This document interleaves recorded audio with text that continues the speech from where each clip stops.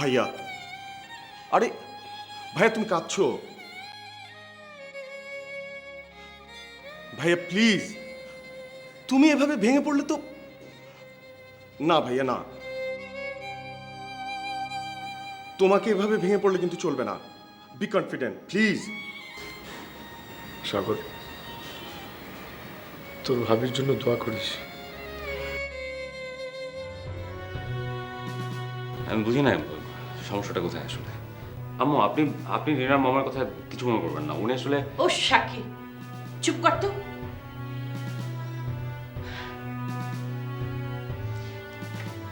রিনার মা অসহ্য। ওই মহিলা চাচ্ছে আমরা এখন, বিশেষ করে আমি, নতজানু হয়ে ওর কাছে ফোন করব, ধন্যবাদ দেব। এই যে আমার ছেলের শাকির ওকে এমন ঘোল খাইয়ে দিয়েছে, এখন তো রিনার মা ছাড়া ওর চোখে আর কিছুই পড়ে না।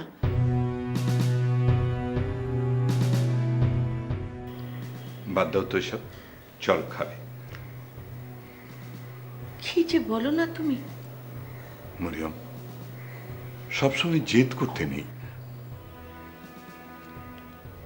আরে আমি জেদ করছি না,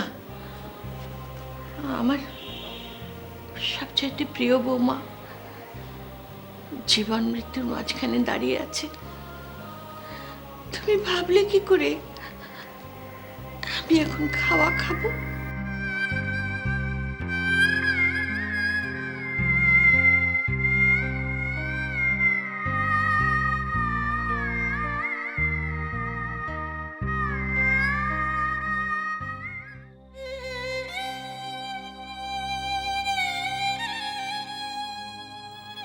এগুলো এনেছিস কেন? আমি খাবো না, আমার খিদে নেই। ভাইয়া, খিদে না থাকলেও আপনাকে খেতে হবে। সেই কোন সকালে আপনি নাস্তা করেছেন, তারপর তো আর পেটে কিছুই পড়েনি। বাড়িতে আম্মু না খেয়ে বসে আছে। ভাইয়া, আমি আপনার ছোট বোনের মতো, আমার কথায় কিছু মনে করবেন না। গুরুজনরা বলে যখন কোনো বড় বিপদ আসে তখন ছোট ছোট সমস্যাগুলো মেনে নিতে হয়, না হলে এই ছোট ছোট সমস্যাই একসময় বড় আকার ধারণ করে। কিন্তু সৃষ্টি, ভাইয়া, ভাইয়া প্লিজ, ভাইয়া আমাদের কথা শোনো। দেখো, ভাবি ভাবি ইনশাল্লাহ ঠিক হয়ে যাবে। ভাবির কিচ্ছু হবে না ভাইয়া। ভাইয়া, পায়েল ঠিকই বলেছে, আপনার ভালোবাসার টানে ভাবি ভালো হয়ে যাবে। ভাইয়া, ভাবি ভালো হতে বাধ্য। সত্যিকারের ভালোবাসা মৃত্যুর চেয়ে অনেক বেশি শক্তিশালী। ভাইয়া, আপনি হয়তো জানেন না ভাবি আপনাকে কতটা ভালোবাসে। একদিন আপনার কলেজ থেকে ফিরতে দেরি হচ্ছিল, আমি ভাবির ঘরে গিয়ে দেখি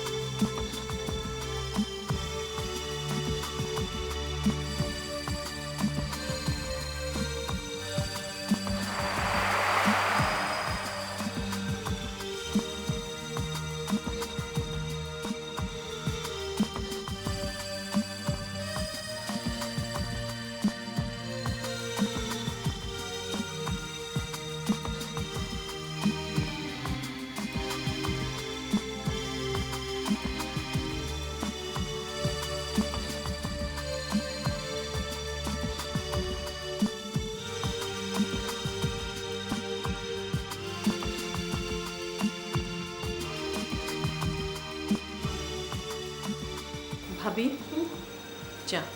না, খাবো না। কেন? আরে তোমার ভাইয়ার কলেজ থেকে কখন আসার কথা বলো, এখনো আসে নাই।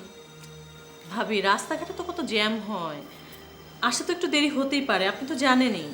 জানি তো, মাঝে মাঝে আবার মোটরসাইকেলটাও খারাপ হয়ে যায়।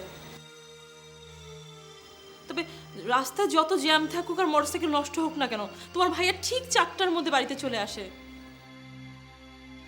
এখন কয়টা বাজে বলো? এখনো আসছে না। ওদিকে ওদিকে ফোনটাও বন্ধ করে রেখেছে। আজকে আসুক, আজকে তোমার ভাইয়া আসুক, আমি তাকে ওইখানটাতে দাঁড় করিয়ে রাখবো, কান ধরে উঠবস করাবো। দরকার হলে আম্মার কাছে বিচার দিব, তারপর আম্মাকে দিয়ে এমন পিট্টি খাওয়াবো না, তখন বুঝবে। ভাইয়া এই বয়সে মার খাবে, আপনার সেটা দেখতে ভালো লাগবে? ভালো লাগবে, খুব ভালো লাগবে। আর আমাকে যে কষ্ট দিচ্ছে সেটা কিছু না, না বাড়ির বউ বাসায় বসে বসে তার জন্য টেনশন করবে, খুব মজা। ভাবি, আপনি ভাইয়াকে এত ভালোবাসেন আমি আসলেই জানতাম না। ভালোবাসি না ছাই, ওকে ভালোবাসতে আমার বয়েই গেছে। উনি বসে বসে আমাকে কষ্ট দিবেন আর আমি ওনার জন্য কাঁদবো, তাই না? একটা পাষাণ একটা। দেখতেই তো পাচ্ছি এই পাষাণ মানুষটার জন্য আপনার সে কি প্রেম। আল্লাহ আপনাদের জুটিটা বানিয়েছেও। এই খবরদার, খবরদার তুমি নজর দিবে না, একদম না। আমার তো একটাই ইচ্ছা, আমরা যেন সারা জীবন এরকম সুখে থাকি, আনন্দে থাকি। আর আমি যেন তোমার ভাইয়ার কোলে মাথা রেখে মরে যেতে পারি।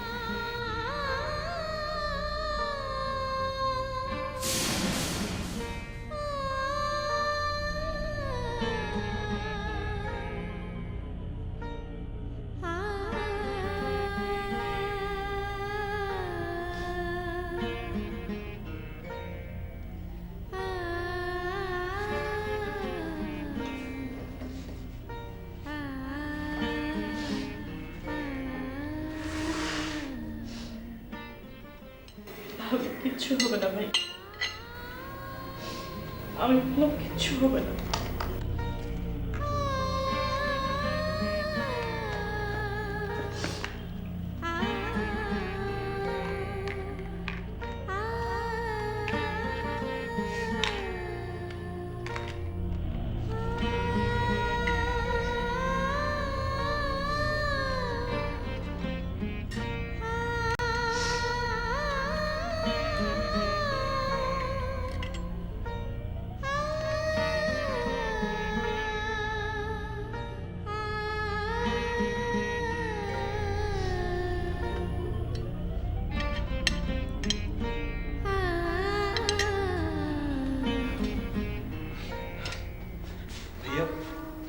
একদম না বলবে না, একদম না।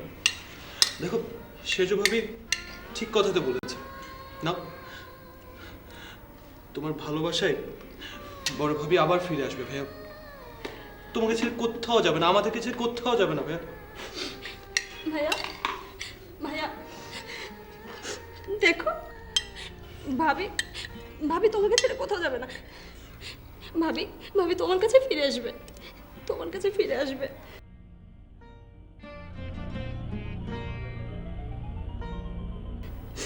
জানো ভাইয়া,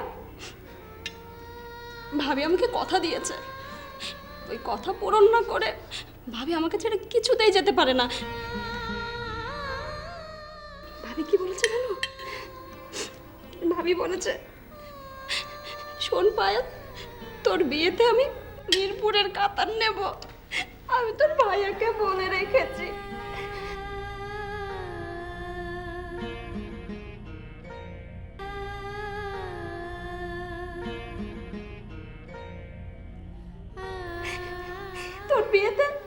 তোর বিয়েতে 1 মাস ধরে এই বাড়িতে অনুষ্ঠান চলবে, প্রতি রাতে ডান্স প্রোগ্রাম হবে, সঙ্গীত হবে।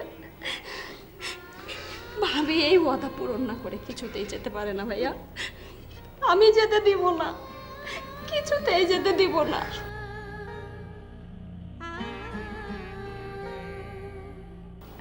আরে পাগলি, শুধু তোকে কেন, তো আরো কত মানুষকে কত প্রমিস করেছে, ও কোথাও যাবে না, ওর সমস্ত কথা পূরণ করবে। ও যত মানুষকে যত কথা দিয়েছে সব কথা সে পূরণ করবে।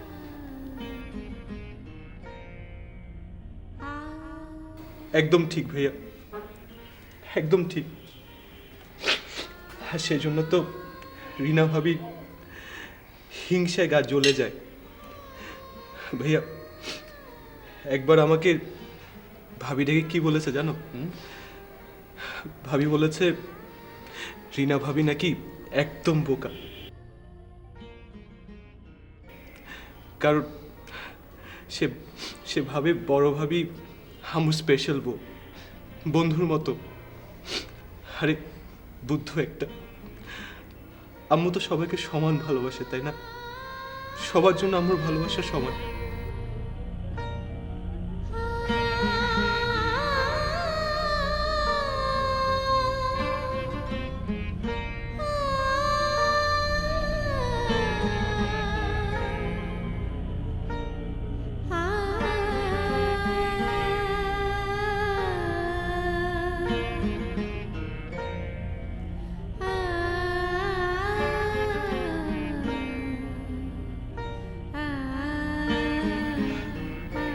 কি আপনারা এখনো আছেন, বাড়ি যাননি? আর রেজন সাহেব, আপনার ভালোবাসার টান দেখে আজরাইলেও ফিরে যেত। ডাক্তার সাহেব, ওর জ্ঞান ফিরেছে। আরে ভাই, এই ডাক্তারি জীবনে কত কিছু যে দেখলাম, কত মিরাকেল। আর এই ভালোবাসার যে কি শক্তি, কত বড় বড় আঘাত থেকে যে রোগী বের হয়ে যায় আপনি ভাবতেও পারবেন না। অ্যান্ড মিস্টার রেজওয়ান, আপনার ভালোবাসার শক্তি সত্যি সাংঘাতিক। স্বামী স্ত্রীর সম্পর্কটাই যে এমন।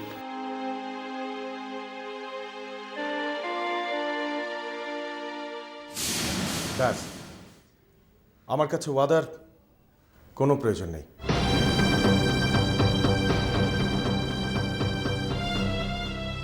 এই আজকে যে বিয়েটা হয়েছে, এটা সম্পূর্ণ হয়েছে আম্মুর অর্ডারে।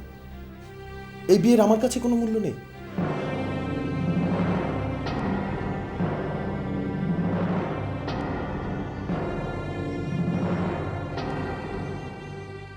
আজ এই মুহূর্তে ভুলে যাও যে আমি তোমার স্বামী।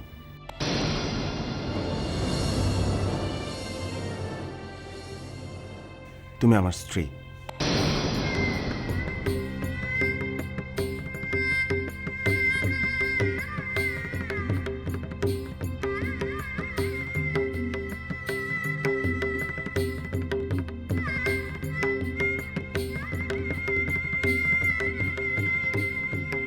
বুঝতে পেরেছ আমার কথা? আর একটা কথা সবসময় মনে রাখবে, এই কথা যেন আম্মু কোনোভাবে জানতে না পারে।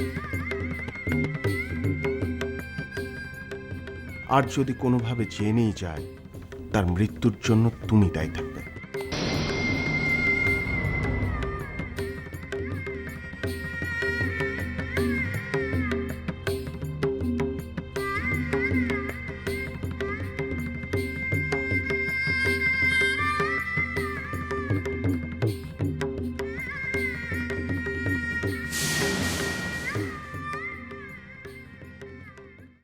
ওয়েল, আপনাদের একটা খবর দিই। 36 ঘন্টার আগেই আপনার মিসেস ভালোভাবে রেসপন্স করেছে।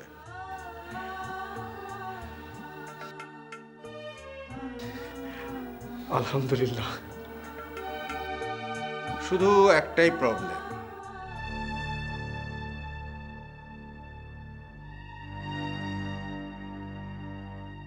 সেটাও বেশ সিরিয়াস।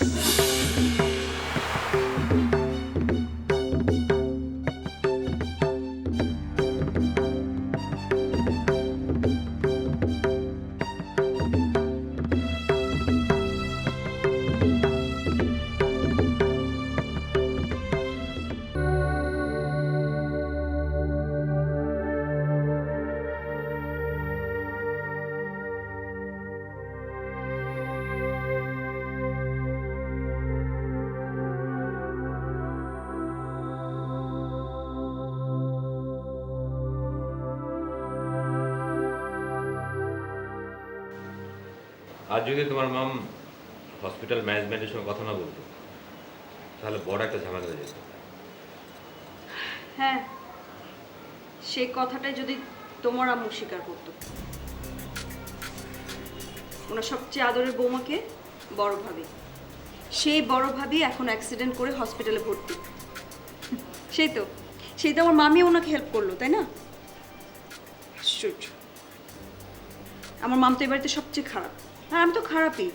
এই জন্য আমি কোনো কথা বলি না, সবসময় মুখ বন্ধ করে রাখি। তবে হ্যাঁ শাকিব, বড় ভাবি হসপিটাল থেকে আসার পর তোমার আম্মুকে আমি জিজ্ঞেস করব আমার প্রবলেমটা কোথায়, কেন উনি আমাকে পছন্দ করে না, আমার দোষটা কোথায়। রিনা, বাদ দাও না।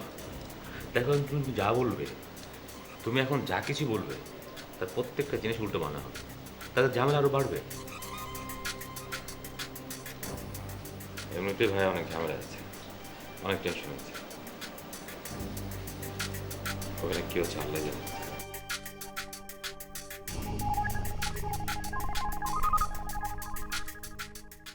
কি বলছেন আপনি? তার মানে? তার মানে উনি সার্ভাইভ করে গেছেন, সবই আল্লাহর ইচ্ছা।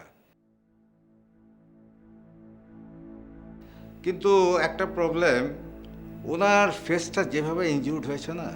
ডক্টর, আমি নিজেই কিন্তু ভাবিকে হসপিটালে নিয়ে এসেছিলাম। মুখের চারদিক দিয়ে ব্লাড ছিল, কিন্তু ডক্টর চোটটা কতখানি? সত্যি কথা বলতে কি, ওনার নাক আর মুখের স্ট্রাকচারটা যেভাবে ইনজিউর্ড হয়েছে, ওনার ওই ক্ষতগুলা শুকলেও ওনাকে আপনারা চিনতেই পারবেন।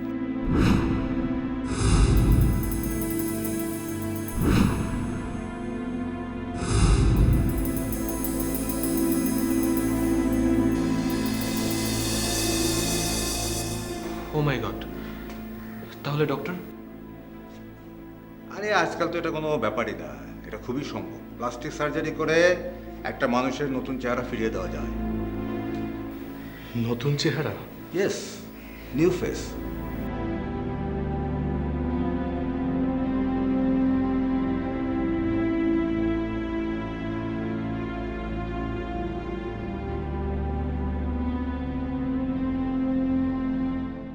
কিন্তু আমার রেশমা? আরে প্রফেসর সাহেব, আল্লাহর কাছে শুকরিয়া আদায় করেন যে তিনি ওনাকে ফিরিয়ে দিয়েছেন। চেহারা একটু বদলে গেলে কি হবে? আসলে মানুষটা তো থেকেই যাচ্ছে, তাই না?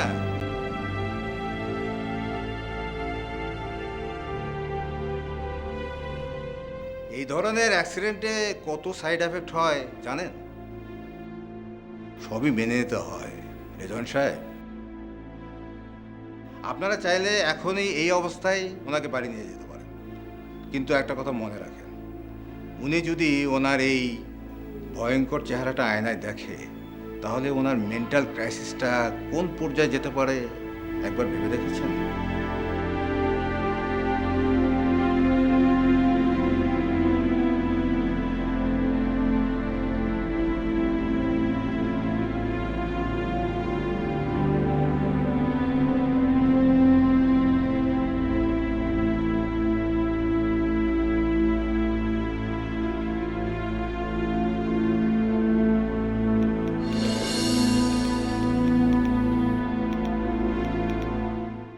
আব্বু প্লিজ প্লিজ, আপনি আম্মুকে বোঝান। আমি একদিনের মধ্যে টাকাটা অ্যারেঞ্জ করে দেবো। উনি টাকা দেবেন সেটা আমি জানি। ওনার তো ওই একটাই দোষ, উনি হয়তো কথা কথা বলে ফেলবেন যে আমি তোমাদের এই উপকার করেছি, ওই উপকার করেছি।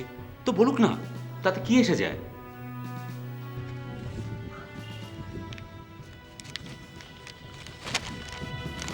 কোয়েশ্চেন পেপার লিক করতে হবে। জি স্যার, একটা একটা করে ফটোকপি করে দিলেই হবে, আর আপনাকে কোনো রেসপন্সিবিলিটি নিতে হবে না। যদি ইনকেস কোনো প্রবলেম হয়, আর তো দুজন আছেই, আমরা ওদের উপর দোষ চাপিয়ে দেবো। কি বলিস? জি স্যার।